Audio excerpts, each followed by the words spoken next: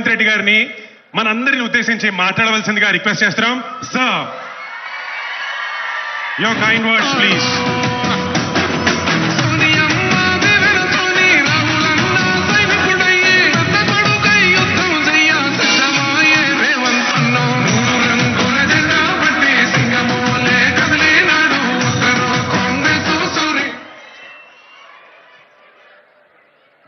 అంతర్జాతీయ మాదక ద్రవ్యాల నియంత్రణ దినోత్సవ కార్యక్రమానికి నాతో పాటు ముఖ్య అతిథులుగా యువ మిత్రులు, ఫిల్మ్ ఇండస్ట్రీలో ఒక నూతన శకాన్ని ప్రారంభించిన రామ్ చరణ్ గారు,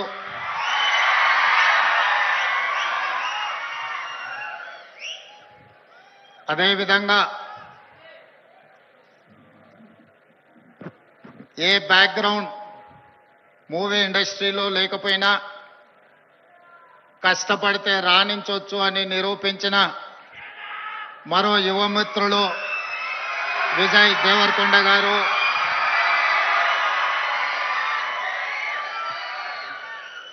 సహచర మంత్రివర్గ సభ్యులు అడ్లూరి లక్ష్మణ్ గారు, చేవెళ్ల పార్లమెంట్ సభ్యులు కొండ విశ్వేశ్వరరెడ్డి గారు, రాజ్యసభ సభ్యులు Anil Kumar Yadav garu, film development corporation chairman Venkataramana Reddy, మనందరం గౌరవంగా పిలుచుకునే దిల్ రాజు గారు, అదేవిధంగా Telangana police department DGP Jitender garu, Telangana anti narcotics bureau DG Sandeep Shandilya garu, ఇతర పోలీస్ ఉన్నతాధికారులు, డ్రగ్స్ మహమ్మారిని నియంత్రించాలి అని, స్పోర్ట్స్ని ఆదర్శంగా తీసుకోవాలని మీ అందరినీ ప్రభావితం చేయాలని విచ్చేసిన పుల్లెల గోపీచంద్ గారు, అదేవిధంగా ఈ కార్యక్రమంలో పాల్గొన్న కవులు, కళాకారులు, వందలాది మా యువమిత్రులందరికీ కూడా మనస్ఫూర్తిగా తెలంగాణ రాష్ట్ర ముఖ్యమంత్రిగా స్వాగతం పలుకుతున్నా. మిత్రులారా, ఈ ప్రాంతానికి, ఈ ప్రజలకు ఒక గొప్ప చరిత్ర ఉన్నది. ఆనాటి కొమరం భీముడు, రామ్జీ గోండు నుంచి మొదలు పెడితే మలితరం తెలంగాణ ఉద్యమంలో నిజాంలకు, రజాకర్లకు వ్యతిరేకంగా పోరాటం చేసిన చాకలి ఐలమ్మ, దొడ్డి కొమరయ్య, అదేవిధంగా సర్దార్ సర్వాయి పాపన్న లాంటి పోరాట యోధులు ఈ తెలంగాణ ప్రాంతానికి ఒక స్ఫూర్తి. ఇంతకుముందు అక్కడ ఒక యువమిత్రుడు గుర్తు చేస్తున్నారు, మన్యం వీరుడు అల్లూరి సీతారామరాజు నుంచి మొదలు పెడితే నల్లమల వీరుడు కొమరం భీముడు వరకు ఈ ప్రాంతం ఒకనాడు జల్ జమీన్ జంగల్ కోసం పోరాటం చేస్తే మలితరంలో భూమి కోసం, భుక్తి కోసం, విముక్తి కోసం జరిగిన పోరాటాలు ఈ ప్రాంతంలో ఎక్కడ చూసినా మీకు కనిపిస్తాయి. ఇవాళ మీరు ఎక్కడికి వెళ్ళినా, అది ఆదిలాబాద్ కావచ్చు, వరంగల్ కావచ్చు, నల్లగొండ కావచ్చు, లేదా నల్లమల అడవి కావచ్చు, మన ప్రాంతం, మన ప్రజలు ఒక పోరాటానికి స్ఫూర్తినిచ్చిన వాళ్ళు. ఆ పోరాట స్ఫూర్తి నుంచి వచ్చిన ఉద్యమమే తెలంగాణ ఉద్యమం. ఈ తెలంగాణ ఉద్యమం ఆనాడు విద్యార్థుల నుంచి మొదలై తెలంగాణ రాష్ట్రాన్ని సాధించే వరకు విశ్రమించలేదు. ఆనాటి యూనివర్సిటీలు, కళాశాలలు ఉద్యమ వేదికలై ఉస్మానియా యూనివర్సిటీ, కాకతీయ యూనివర్సిటీల నుంచి మొదలు పెడితే తెలంగాణ నలుమూలల 4 కోట్ల మంది తెలంగాణ ఉద్యమంలో ముందు బాగానే నిలబడి దేశానికే కాదు ప్రపంచానికి ఒక స్ఫూర్తినిచ్చి మేము అనుకున్న ఆకాంక్ష నెరవేర్చుకునే వరకు మేము విశ్రమించము, మా రాష్ట్రాన్ని మేము సాధించుకుంటాము అని చెప్పి ఒక ఉద్యమ స్ఫూర్తిని నింపి ఇవాళ తెలంగాణ రాష్ట్రాన్ని సాధించుకొని 11 సంవత్సరాలు పూర్తి చేసుకుంటున్న సందర్భంలో ఉద్యమ స్ఫూర్తితో ముందుకు వెళ్లాల్సిన తెలంగాణ రాష్ట్రం ఈరోజు డ్రగ్స్ మహమ్మారికి బలి అవుతున్నది అనంటే ఇది ఎంతో బాధపడవలసిన సందర్భము. మనందరం ఆలోచన చేయాల్సిన సందర్భం. మిత్రులారా, ఒకనాడు తెలంగాణ గడ్డ ఉద్యమాలకు వేదిక అయితే ఈనాడు ఇదే తెలంగాణ ప్రాంతం గంజాయికో డ్రగ్స్కో వేదికగా మారితే ఇది మనకు అవమానమా, ఇది మనకు ఆత్మగౌరవమా? ఒకసారి ఆలోచన చేయండి. అందుకే డిసెంబర్ 7, 2023 నాడు తెలంగాణ రాష్ట్ర 2వ ముఖ్యమంత్రిగా ప్రమాణ స్వీకారం చేసిన మరుక్షణం స్పష్టంగా చెప్పిన తెలంగాణ గడ్డ మీద గంజాయి కాదు కదా, గడ్డి పరకైనా మాదక ద్రవ్యాల వైపు ఆలోచన చేస్తే వాళ్ళ వెన్ను విరుస్తాము అని చెప్పి తెలంగాణ రాష్ట్ర ప్రభుత్వం స్పష్టంగా చెప్పింది. ఇవాళ మిత్రులారా, ఈ వేదిక మీద ఉన్న మేమెవరం పెద్ద పెద్ద బ్యాక్గ్రౌండ్ల నుంచి వచ్చిన వాళ్ళం కాదు. చరణ్ కు బ్యాక్గ్రౌండ్ ఉంది, కానీ చరణ్ ని ప్రభావితం చేసిన చిరంజీవి గారు ఏ బ్యాక్గ్రౌండ్ లేకుండా కష్టపడి కింది నుంచి ఈరోజు దేశమే గర్వించదగ్గ ఒక్క మహానటుడుగా ఈరోజు ఒక్క మంచి మనిషిగా గుర్తింపు పొందిండు అనంటే దాదాపుగా 50 సంవత్సరాల నిరంతర శ్రమ, కఠోరమైన దీక్షతోని వాళ్ళు రాణించగలిగిన వాళ్ళు కఠోరమైన కష్టాలను ఎదుర్కొని, కష్టాలు వచ్చినా, ఇబ్బందులు ఎదురైనా, అవమానాలకు లోనైనా ఏ రోజు కూడా బాధతో కుంగిపోలేదు. భయంతో మాదక ద్రవ్యాల వైపు లేకపోతే వ్యసనాల వైపు బానిసలు కాలేదు. నిటారుగా నిలబడి వాటిని ఎదుర్కొని ఈరోజు ప్రపంచానికే ఆదర్శంగా నిలబడే విధంగా ఈరోజు వాళ్ళు రాణించారు. మరి ఈనాడు మనమందరం ఆలోచన చేయాలి. ఉద్యమ స్ఫూర్తి అయిన తెలంగాణ రాష్ట్రం, ఉద్యమాలతోనే సాధించుకున్న తెలంగాణ రాష్ట్రంలో ఈరోజు పాఠశాలల నుంచి కళాశాలల వరకు, కళాశాలల నుంచి యూనివర్సిటీల వరకు విద్యార్థులు గంజాయి ప్రభావితానికో లేకపోతే డ్రగ్స్ మహమ్మారికి బలైపోతున్నారు అనంటే మనందరం చూసుకుంటూ కూర్చుందామా? ఒకసారి ఆలోచన చేయండి. అందుకే మిత్రులారా, ఈరోజు ప్రపంచ దేశాలలో అత్యధిక జనాభా ఉన్న దేశం భారతదేశం. కానీ ఈరోజు మీరు ఆలోచన చేయండి, మొన్న జరిగిన ఒలింపిక్స్ క్రీడల్లో పుల్లెల గోపీచంద్ గారు తయారు చేసిన వాళ్ళు కాస్తో కూస్తో మెడల్స్ సాధించి, సానియా మిర్జా కావచ్చు, లేకపోతే పివి సింధు కావచ్చు, లేదా నిఖత్ జరీన్ కావచ్చు, లేకపోతే సిరాజుద్దీన్ కావచ్చు, వీళ్ళు క్రీడలలో రాణించి ఈ దేశ ప్రతిష్టను కాపాడింది. ఒకవైపు 140 కోట్ల జనాభా ఉన్న భారతదేశం ఒలింపిక్స్ లో ఒక్క గోల్డ్ మెడల్ సాధించలేదు అనంటే ఇది ప్రపంచంలో మనకు అవమానం కాదా? ఒక్కసారి ఆలోచన చేయండి. ఈరోజు ఈ దేశంలో ఉన్న జనాభాలో 15 సంవత్సరాలు పైబడి 40 సంవత్సరాల లోపల ఉన్న యువత 68%. 140 కోట్ల జనాభాలో 68% యువత ఉన్న దేశం ప్రపంచంలో ఏకైక దేశం భారతదేశం. ఈ భారతదేశం ఒలింపిక్స్ లో ఒక గోల్డ్ మెడల్ సాధించలేదు అనంటే మనందరం ఆలోచన చేసి ఈరోజు ఒక నిర్ణయం తీసుకోవాలి. అందుకే మిత్రులారా, ఈరోజు మీ అందరినీ వేదిక మీద నుంచి ఈడికొచ్చిన వాళ్ళు 100ల మందే ఉండొచ్చు, కానీ తెలంగాణ రాష్ట్రంలో ఉన్న లక్షలాది మంది విద్యార్థులను ఈ వేదిక మీద నుంచి నేను అడుగుతున్న మీ రేవంత్ అన్నగా, ఇది మన దేశానికి, మన రాష్ట్రానికి గౌరవాన్ని తెచ్చిపెట్టేదేనా? ఈ గంజాయికి బానిసలం అయితే ఈ రోజు ఈ దేశం మనుగడ సాధిస్తుందా? ఇంతకుముందు మిత్రులు చెప్పినట్టు మన దేశం యొక్క యువ సంపదను నిర్వీర్యం చేయాలి అంటే విజయ్ దేవరకొండ ఒక అంశాన్ని ప్రస్తావించండు. ప్రపంచ దేశాల ఆర్థిక వ్యవస్థను అధిగమించి సాంకేతికంగా అన్ని రకాలుగా ఈ దేశం ముందుకు వెళ్తే ఈ దేశాన్ని ఇంకా ఎదుర్కోలేము అన్నవాళ్ళు ఏదో రకంగా మనల్ని దెబ్బతీయాలని చూస్తారు. ఆ దెబ్బతీయడానికి ఒకరు యుద్ధం ఎన్నుకోవచ్చు, ఇంకొకరు కోవిడ్ని ఎన్నుకోవచ్చు, ఇంకొకరు గంజాయి లేదా డ్రగ్స్ ఎన్నుకోవచ్చు. శత్రులు ఏమైతే కోరుకుంటున్నారో, ఏ ఆలోచనతో ఈ దేశాన్ని నిర్వీర్యం చేయాలనుకుంటున్నారో అందులో మనం భాగస్వాములం అవుదామా? వాటిని ఎదుర్కొని నిటారుగా నిలబడదామా? ఈరోజు ఆలోచన చేయండి మిత్రులారా. ఇవాళ పంజాబ్ హర్యానా ప్రాంతాలలో, దేశ సరిహద్దు ప్రాంతాలలో దేశ రక్షణకు ఉక్కు కవచంగా నిలబడ్డ పంజాబ్ రాష్ట్రం, పోరాటాలకు దేశ స్వతంత్రంలో అగ్రభాగాన నిలబడ్డ పంజాబ్ ఈరోజు డ్రగ్స్ మహమ్మారిలో కొట్టుకుపోతుంది. ఇవాళ పంజాబ్ రాష్ట్రం నిర్వీర్యమైంది. అక్కడి యువత బానిసలుగా మారి గంజాయికు డ్రగ్స్ కు లోనై ఈరోజు ఆ కుటుంబాలు ఈరోజు అంతులేని దుఃఖంలో మునిగి తేలుతున్నారంటే దీనికి కారణాన్ని మనం ఆలోచన చేయాల్సిన అవసరం ఉన్నది. ఇవాళ ఒకనాడు యుద్ధం అంటేనే పంజాబీ వీరులు యుద్ధంలో ముందు భాగాన నిలబడి దేశాన్ని గెలిపించిన వాళ్ళు.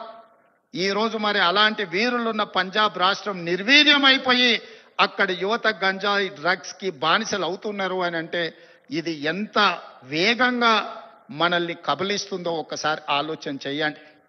అందుకే డిసెంబర్ 7, 2023 నాడు బాధ్యత చేపట్టిన తర్వాత ఉన్నతాధికారులను మా మంత్రివర్గ సహచరులను సమీక్షకు పిలిచి స్పష్టమైన ఆదేశాలు ఇచ్చిన. ఈ రాష్ట్ర సరిహద్దుల్లో ఎవరైనా కాలు పెట్టాలి అనంటే 100 సార్లు ఆలోచన చెయ్యాలి. ఈ ప్రాంతంలో అడుగు పెడితే తిరిగి పోము. అది గంజాయి అయినా, అది డ్రగ్స్ అయినా, ఇంకే రకమైన మాదక ద్రవ్యాలు తెలంగాణ సరిహద్దులను దాటనివ్వద్దు.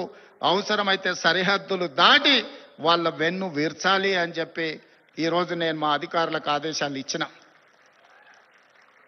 ఇవాళ ఈ అంతర్జాతీయ డ్రగ్స్ నియంత్రణ ఈ దినోత్సవం ఈరోజు ఈ కార్యక్రమంలో యువ మిత్రులు రామ్ చరణ్ కావచ్చు, విజయ్ దేవరకొండ కావచ్చు, వాళ్ళు ఎంత బిజీ స్కెడ్యూల్ ఉన్నా ఇవాళ మేమందరం కూడా ఇక్కడ ఎందుకు వచ్చినామంటే ఈ యువతకు ఒక స్ఫూర్తిని ఇవ్వాలి, ఈ యువతకు ఒక సందేశాన్ని ఇవ్వాలి, తెలంగాణ రాష్ట్రం దేశానికి ఆదర్శంగా నిలబడాలి అని. అదేవిధంగా మిత్రులారా, ఈరోజు తెలంగాణ రాష్ట్రం అంటే ఒక ఐటీ హబ్, ఈరోజు తెలంగాణ రాష్ట్రం అంటే ఒక ఫార్మా హబ్. ఈరోజు ఈ తెలంగాణ రాష్ట్రం మీరందరూ మనమందరం ఉండంగా ఇదొక గంజాయికో డ్రగ్స్కో హబ్గా మారితే మనందరము ఈరోజు విఫలమైనట్టే, తెలంగాణ రాష్ట్రానికి అన్యాయం చేసిన వాళ్ళం అవుతాం. అందుకే ఈరోజు ఏ పాలసీ లేని తెలంగాణ రాష్ట్రానికి స్పోర్ట్స్ పాలసీని తీసుకొచ్చినాం. యువతను సరైన మార్గంలో పెట్టాలి, వాళ్ళకు అవకాశాలు కల్పించాలి, వాళ్ళని అభివృద్ధి పదం వైపు నడిపించాలి. అందుకే నూతన విధానం ద్వారా యంగ్ ఇండియా స్కిల్స్ యూనివర్సిటీని తీసుకొచ్చినాం. ఈ రోజు ప్రతి సంవత్సరం 1,10,000 మంది ఇంజనీరింగ్ విద్యార్థులు గ్రాడ్యుయేట్స్ అవుతుంటే 1,10,000 మందికి ఇంజనీరింగ్ పట్టాలు ఇస్తున్నాం. కానీ వాళ్ళకి సరైన సాంకేతిక పరిజ్ఞానాన్ని, సరైన అనుభవాన్ని మనం అందించలేకపోతున్నాం. అందుకే ఒక పక్కన డిమాండ్ ఉంది, ఇంకొక పక్కన సప్లై ఉంది. కానీ డిమాండ్ సప్లై మధ్యలో there is an gap between demand and supply. అందుకే ఈరోజు ఆ డిమాండ్ అండ్ సప్లైని బ్యాలెన్స్ చేయడానికి యంగ్ ఇండియా స్కిల్స్ యూనివర్సిటీని ఈ రాష్ట్రంలో ఉన్న యువకులకు సాంకేతిక నైపుణ్యాన్ని నేర్పించి ప్రపంచ దేశాలను శాసించే విధంగా మన యువతకు శిక్షణ ఇవ్వాలి అని ఈరోజు యంగ్ ఇండియా స్కిల్స్ యూనివర్సిటీని ప్రారంభించుకున్నాం. అదేవిధంగా ఒలింపిక్స్ చూసిన తర్వాత నేను కొన్ని దేశాలు వెళ్ళొచ్చిన. సౌత్ కొరియా 4 అంటే ఒక హైదరాబాద్ జనాభా ఎంత ఉంటుందో అంత జనాభా ఉన్న ప్రాంతంలో ఈరోజు ఒలింపిక్స్ లో 32 మెడల్స్ వచ్చినాయి. 32 గోల్డ్ మెడల్స్ లో ఒకే ఒక సౌత్ కొరియన్ స్పోర్ట్స్ యూనివర్సిటీ అని ఒక 30 ఎకరాలలో ఉన్న యూనివర్సిటీలో 16 గోల్డ్ మెడల్స్ వచ్చినాయి. 16 గోల్డ్ మెడల్స్ లో ఒక అమ్మాయికి 3 గోల్డ్ మెడల్స్ ఒలింపిక్స్ లో సాధించింది. సౌత్ కొరియాలో ఒక అమ్మాయి 3 గోల్డ్ మెడల్స్ సాధిస్తే 140 కోట్ల జనాభా ఉన్న భారతదేశం ఒక గోల్డ్ మెడల్ సాధించలేదంటే ఆ దేశంలో ఉన్న ఒక అమ్మాయితో 140 కోట్ల మంది మనం పోటీ పడలేకపోతున్నాము అని అంటే ఇది ఆలోచన చెయ్యాలి. అందుకే ఈరోజు వీటన్నిటిని చూసినాం. ఆస్ట్రేలియన్ యూనివర్సిటీ, సౌత్ కొరియన్ యూనివర్సిటీలతోని ఒప్పందాలు చేసి అక్కడి నుంచి కోచ్లను, అక్కడి నుంచి నిపుణులను రప్పించి తెలంగాణను ఒక స్పోర్ట్స్ హబ్ గా తీర్చిదిద్దాలి అని యంగ్ ఇండియా స్పోర్ట్స్ యూనివర్సిటీని ఈ మధ్యనే మనం పాలసీని అడాప్ట్ చేసుకున్నాం. రాబోయే రోజుల్లో తెలంగాణ రాష్ట్రం అంటే ప్రపంచ దేశాలు క్రీడల శిక్షణ ఇవ్వడానికి హైదరాబాదు నగరానికి వెళ్ళాలి అనే విధంగా దీని అభివృద్ధి పదం వైపు నడిపించాలని ఈరోజు స్పోర్ట్స్ పాలసీని తీసుకొచ్చినాం. అందుకే ఈరోజు మీరందరూ ఆలోచన చేయండి, మీరందరూ భాగస్వాములు కాండి. ఈ రాష్ట్రాన్ని బలంగా నిర్మించినప్పుడే ఈ దేశం బలపడుతుంది. ఈ దేశం బలపడ్డప్పుడే ప్రపంచ దేశాలతో పోటీ పడగలుగుతాం. ఈ రోజు మనం అందుకే తెలంగాణ రైజింగ్ 2047 అని ఒక విజన్ డాక్యుమెంట్ను, ఒక విజన్ ని మనం ఈరోజు తెచ్చుకోవాలని అనుకుంటున్నాం. ఈ విజన్ లో భాగంగా క్రీడలలో రాణించడమే కాదు, ఆర్థికంగా బలపడాలి. 10 సంవత్సరాలలో $1 ట్రిలియన్ ఎకానమీకి రీచ్ అవ్వాలి. 22 సంవత్సరాలలో $3 ట్రిలియన్ ఎకానమీకి తెలంగాణ రాష్ట్రాన్ని ముందుకు తీసుకువెళ్ళాలి అని చెప్పి ఈ రోజు తెలంగాణ రైజింగ్ 2047 విజన్ డాక్యుమెంట్ని మనం ప్రణాళిక చేసుకుంటున్నాం. అందుకే రాష్ట్ర ప్రభుత్వం అన్ని రకాలుగా తెలంగాణ రాష్ట్రంలో ఉండే యువతకు శిక్షణ ఇవ్వాలి, అవకాశాలు కల్పించాలి, భవిష్యత్తులో మీరు గొప్ప వాళ్ళు కావాలి అని నేను ఈ వేదిక మీద నుంచి కోరుకుంటున్నా. మీకందరికీ తెలియాల్సింది, చరణ్ స్కూల్కి వెళ్ళేటప్పుడు నాకు తెలుసు, ఆ రోజు నేను అనుకున్న చరణ్ రాణించాలి అని.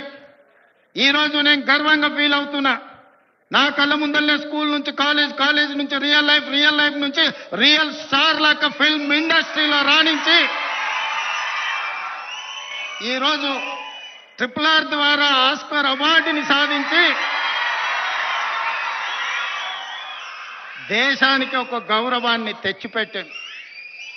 అది అంత ఆశామాసిగా వారు సాధించిన విజయం కాదు. చిరంజీవి గారి పేరుంటే మనందరం మన ఇళ్లలో జరిగే ఫంక్షన్లకు ఆహ్వానిస్తాం, కానీ ఆస్కార్ అవార్డు మనం ఇయ్యలేం. కష్టపడ్డాడు కాబట్టి, రాణించుండు కాబట్టి ఈరోజు ప్రపంచమే ఆస్కార్ అవార్డు ఇచ్చే ఒక యువమిత్రుణ్ణి గౌరవించింది. మరి దానికి కారణం కఠోరమైన దీక్ష, పట్టుదలతో ఆ రంగంలో రాణించడం. అందుకే మీ అందరికీ ఈరోజు సినిమాలలో వాళ్ళు పోషించే పాత్రలు కాదు, రియల్ వాళ్ళ లైఫ్ని ఆదర్శంగా తీసుకోండి. వాళ్ళు ఎంత కష్టపడితే ఇక్కడికి చేరుకొని ఉండొచ్చు. విజయ్, నేను అప్పుడప్పుడు చెప్తా ఉంటా మీకు అందరికీ, నల్లమల అడవులో నుంచి నేను ఇంత దూరం వచ్చా. ఒక ZPTC, MLC, MLA, MP, Congress president, ముఖ్యమంత్రి 16 సంవత్సరాలల్లా ఒక్కొక్క అడుగేసుకుంటూ 2016లో నేను మొదలుపెట్టిన ప్రయాణం 2023 తెలంగాణ రాష్ట్రానికి ముఖ్యమంత్రిగా ఈరోజు బాధ్యత చేపట్టిన. అదే నల్లమల అడవి నుంచి వచ్చిన వాడు విజయ్ దేవరకొండ. మా పక్క ఊరు పాలమూరు నుంచి ఈరోజు మీ అందరి అభిమానాన్ని సాధించిందంటే కష్టం లేకుండా, కమిట్మెంట్ లేకుంటే ఇంత దూరం రారు. వాళ్ళ నిజ జీవితాలను ఆదర్శంగా తీసుకోండి. వాళ్ళు సినిమాలలో పోషించిన కొన్ని పాత్రలు పాజిటివ్ ఉండొచ్చు, నెగటివ్ ఉండొచ్చు, అవి కాదు మనకు ఆదర్శం. ఈరోజు రాణించాలి అంటే కష్టపడాలి, కష్టపడాలి అంటే కమిట్మెంట్ ఉండాలి. అందుకే ఈరోజు స్కూళ్ళలో, కాలేజీలో ఎక్కడైనా ఈ మాదక ద్రవ్యాలకు సంబంధించిన సమాచారం ఉంటే పోలీసులకు మీరే చేరవేయండి. ఇంతకుముందే టోల్ ఫ్రీ నెంబర్ని మీకు అందరికీ డిస్ప్లే చేసిండ్రు. నో డ్రగ్స్ అనే దానికి మీరే వారధులుగా కాండి. ఇన్ఫర్మేషన్ వ్యవస్థనే పోలీస్ వ్యవస్థను బలోపేతం చేస్తుంది. ఈరోజు నియంత్రించాలి అంటే సమాచారం ఉండాలి. సమాచారం ఉండాలి అంటే ఆ సమాచారం కాలేజీలలో చదువుకుంటున్న విద్యార్థులు, పాఠశాలల్లో చదువుకుంటున్న విద్యార్థులు టోల్ ఫ్రీ నెంబర్కు మీరు సమాచారం అందించండి. తప్పకుండా వాటిని నియంత్రిస్తాం. ఈ వేదిక మీద నుంచి పాఠశాల, కళాశాలల యజమానులకు కూడా నేను సూచన చేస్తున్నా, రేపు మీ కళాశాలలో ఇట్లాంటి అసాంఘిక కార్యక్రమాలు జరిగితే దానికి మీరే బాధ్యత వహించాల్సి ఉంటుంది. ఎందుకంటే తల్లిదండ్రులు మీ మీద నమ్మకంతో, విశ్వాసంతో లక్షలాది రూపాయలు ఫీజులు చెల్లించి పిల్లల్ని మీ పాఠశాలలు, మీ కళాశాలలకు పంపిస్తే మీరు చదువు చెప్పడంతోనే మీ బాధ్యత అయిపోయింది అనుకుంటే కుదరదు. వాళ్ళు ఏ విధంగా వ్యవహరిస్తున్నారో, వాళ్ళు ఎలాంటి వ్యసనాలకు లోనవుతున్నారో పర్యవేక్షించాల్సిన బాధ్యత యాజమాన్యాల మీద ఉన్నది. రాబోయే రోజుల్లో మా డీజీపీ, నా యాంటీ నార్కటిక్స్ అధికారులకు నేను ఆదేశాలు ఇస్తున్నా. ఏ కళాశాల, ఏ స్కూలు ప్రాంగణంలో ఎక్కడైనా గంజాయి, డ్రగ్స్ ఆనవాళ్లు దొరికితే యాజమాన్యాలను కూడా కేసుల్లో పెట్టండి. వాళ్ళ బాధ్యత. మనము నమ్మి మన పిల్లల్ని వాళ్ళ స్కూళ్ళకు, వాళ్ళ కాలేజీలకు పంపిస్తే లక్షలాది రూపాయల ఫీజులు కడితే వాళ్ళను పర్యవేక్షించకుండా, బాధ్యత తీసుకోకుండా ఫీజులు తీసుకుంటాం కానీ బాధ్యత తీసుకోము అంటే కుదరదు. ఖచ్చితంగా ఆ స్కూలు కాలేజీ యాజమాన్యాలు కూడా బాధ్యత తీసుకోవాలి. మీరు ఎట్లయితే సైన్స్ మ్యాథమెటిక్స్ ఇంగ్లీష్ చెప్పడానికి టీచర్లను పెట్టుకుంటున్నారో, మీరు ఎట్లయితే స్పోర్ట్స్ కోసం మీరు టీచర్స్ రిక్రూట్ చేస్తున్నారో, పిల్లల బిహేవియరల్ చేంజెస్ కూడా గమనించడానికి చైల్డ్ సైకాలజీ అవగాహన ఉన్న వాళ్ళని కూడా ప్రొఫెషనల్స్ మీ కాలేజీల్లో స్కూళ్ళల్లో పెట్టుకోండి. పిల్లల ప్రవర్తనలో మార్పు గమనించాలి. ఎందుకంటే తల్లిదండ్రులు ఉద్యోగము లేకపోతే ఉపాధి పనుల్లో పడి వాళ్ళు సమయం పిల్లలతో కేటాయించలేకపోతున్నారు. అందుకే majority time kids are spending in their schools నుంచి రియల్ స్టార్లనే వాళ్ళని గమనించాలి. వాళ్ళ ప్రవర్తనలో కానీ వాళ్ళ ఆలోచనలో కానీ రాని వ్యవహార శైలిలో మార్పును ఈ రోజు నేను గర్వంగా ఫీల్ అవుతున్నా. స్కూల్ స్కూల్ నుంచి కాలేజ్ నుంచి రియల్ లైఫ్ స్కూల్ యాజమాన్యులకు టీచర్లకు కూడా నా సూచన, మీ బాధ్యత అది, మీ సోషల్ రెస్పాన్సిబిలిటీ. మీరు ఖచ్చితంగా ఈ విషయంలో ప్రత్యేకమైన దృష్టి పెట్టాలి. రాబోయే రోజుల్లో గవర్నమెంట్ నుంచి కూడా నేను కలెక్టర్స్ అండ్ చీఫ్ సెక్రటరీ ఇతర అధికారులకు నేను ఆదేశాలు ఇస్తున్నా. ఈ పాఠశాల కళాశాలల యాజమాన్యులతోటి మీరు ఒక ప్రత్యేకమైన సమావేశం పెట్టండి, ఒక ఓరియంటేషన్ ఇవ్వండి, వాళ్ళకు ఒక అవగాహన కల్పించండి. యాజమాన్యులకు కూడా వాళ్ళ బాధ్యతలను గుర్తు చేయండి. ఇది మీ బాధ్యత. మీ బడికి తల్లిదండ్రులను నమ్మి పిల్లల్ని పంపిస్తే పాఠశాలలే ఇవాళ రేపు గంజాయి చాక్లెట్లకు వేదికలు అవుతున్నాయి. విద్యార్థులకు నేను సూచన చేస్తున్నా, మీ స్కూల్ మీ కాలేజీల ముందర ఏవైతే కిరాణా కొట్లు ఉన్నాయో, కిరాణం కొట్టుల్లో చాక్లెట్లే కాదు గంజాయి చాక్లెట్లు అమ్మే సంస్కృతి స్లోగా తెలంగాణ రాష్ట్రంలో కనిపిస్తుంది. మీరు గమనించండి. అట్లాంటి వాతావరణం ఉంటే పోలీసులకు సమాచారాన్ని అందించండి. మనందరం అప్రమత్తంగా ఉన్నప్పుడే, మనందరం పోలీసింగ్ చేసినప్పుడే వీటిని నియంత్రించగలం. మనందరం మాకేం సంబంధం లేదు, తెలంగాణ రాష్ట్ర ముఖ్యమంత్రి గారి బాధ్యత లేకపోతే పోలీస్ డిపార్ట్మెంట్ బాధ్యత అని వదిలేస్తే ఈ సమాజానికి తీరని నష్టం జరుగుతుంది. ఒకనాడు ఉద్యమాల గడ్డైన తెలంగాణ ఈరోజు గంజాయికి వేదిక కాకూడదనేదే నా ఆలోచన, నా విధానం. అందుకే మిత్రులారా, ఈ తెలంగాణని బలోపేతం చేసి అభివృద్ధి పదం వైపు నడిపించాలి అంటే మీరందరూ సహకరించాలి. మీరు మేము మనం కలిస్తేనే ఒక ఆరోగ్యవంతమైన తెలంగాణ, ఒక అభివృద్ధి చెందిన తెలంగాణ, ఒక ప్రపంచానికి ఆదర్శంగా నిలబడే తెలంగాణను తీర్చిదిద్దుకుందాం. పదే పదే మిత్రులు అంటుంటారు మనం బెంగళూరుతో పోటీ పడుతున్నాం, ముంబై ఢిల్లీతో. బెంగళూరు ముంబై ఢిల్లీ చెన్నై కాదు మన టార్గెట్ న్యూయార్క్, టోక్యో, సౌత్ కొరియాతో పోటీ పడాలి. ఇలా ప్రపంచంతో పోటీ పడే శక్తి యుక్తి యువత మన రాష్ట్రం మన దేశంలో ఉన్నది. అందుకే మీరు మేము మన అందరం కలిసి ముందుకు వెళ్దాం. ఈ తెలంగాణ యాంటీ నార్కటిక్స్ బ్యూరోని ఇక ముందు ఈగల్ అని పిలువదలుచుకున్నాం. ఈగల్ గురించి మీకు తెలుసు కదా, 20-30 వేల అడుగుల పైన ఆకాశంలో ఉన్న కింద నేల మీద ఉన్న తన టార్గెట్ను నిశితమైన దృష్టితోని చూస్తుంది. Eagle success ratio 100%. Target reach అవ్వడం అంటే ఈగల్ను చూసే నేర్చుకోవాలి. ఈరోజు అందుకే ఎలీట్